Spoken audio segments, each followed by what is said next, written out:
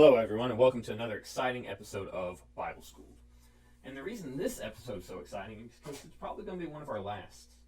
As we're going through the book of Acts, we've kind of reached the halfway point, Acts chapter 14. And because we were only supposed to be studying the book of Acts for a quarter, this is actually one Sunday over into the quarter.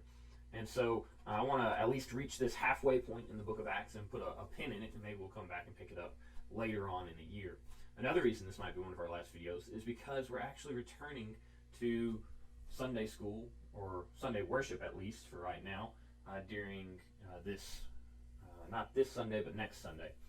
And so we're really looking forward to being back together and enjoying each other's company, and we're getting to worship together. And so we might put a pause on Sunday school for just a moment until we can find a way to get back closer together. If you do have your Bibles, though, go ahead and be turning in them to Acts chapter 14. We're going to be talking about Acts chapter 14 because it is a very interesting chapter. Last Sunday, we finished up Acts chapter 13, and we talked about how Paul had stricken someone blind, and they were continuing their missionary journey. And this week is just a continuation of their missionary journey.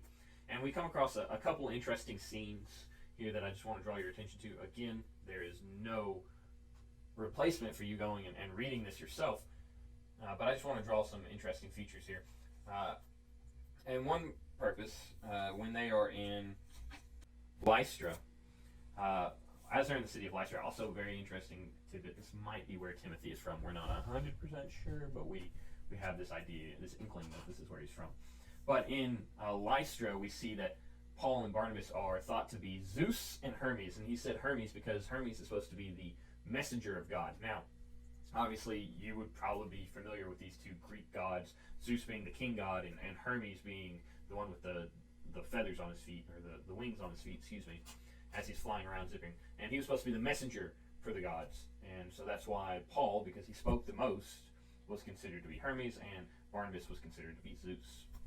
And I thought that was a very interesting thing. So that tells us that one, Paul, is a very talkative person.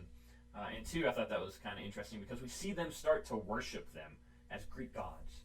And Paul, Saul, and Barnabas rip their clothes and rush out into the crowd screaming, "No, we're just regular natural men, just like you." And so that brings us to our first question. How easy is it for us to put the attention or the credit on God versus ourselves? So it's very interesting to talk about this subject, and definitely to look at it as we're looking at this idea of being good Christians and good followers of God living in this 21st century world. A lot of times when we do things, we take credit for them. I made that soccer goal, or I built that house, or I edited that video, whatever. But in truth, we couldn't do any of that if not for God. And as they're healing people and speaking about God, people are like, "Whoa, you must be gods." And they're like, "No, you idiots. We're not. And in fact, we are just men like you."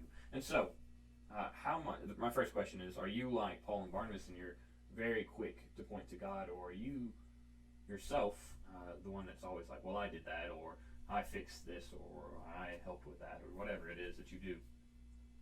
And so continuing the story, we come to this remarkable scene of the crowds, after they just got done worshiping them, are turned against them by the Jews. So much so that they drag Saul out of the city and stone him to presumably death. And it says when the disciples surrounded him, he got up and went back into town. And I thought that was a very interesting thing there of Paul being raised from presumably dead. There was one verse that I wanted to really comment on, and it's verse 27. And when they arrived, so this is after they've returned back to Antioch, and so when they arrived and gathered the church together, they declared all that God had done with them and how he had opened a door of faith to the Gentiles. This kind of also highlights that idea, that fact of them giving credit to God. And so our two questions, one being, do you give credit to God, or do you take credit for yourself? And then the second one is, what about being a missionary? Have you ever thought about it? Have you ever considered it? Do you need to go to far off places and preach the gospel, or do you need to be here? Have you ever been on a mission trip? Let's talk about it. It's very interesting. I want to see how the mission trip mentality works in different people. And so I can't wait to talk about, one, do you give credit to God where credit is due? And two, do you focus on this? Do you have this aspiration to go on a mission trip or be a missionary? And I want to hear your experiences and things that you've done or heard about from mission trips. And that's all the time we got for today. Thank y'all so much for tuning in. We'll be in our Zoom class this Sunday morning. This will be the last Sunday I think we're doing Zoom. And it'll be at 10 o'clock for our senior high and 10:30 for our junior high. Remember, junior high that are moving up into senior high, this will be your first Sunday. So be excited for that. That's all I have. You just got Bible schooled.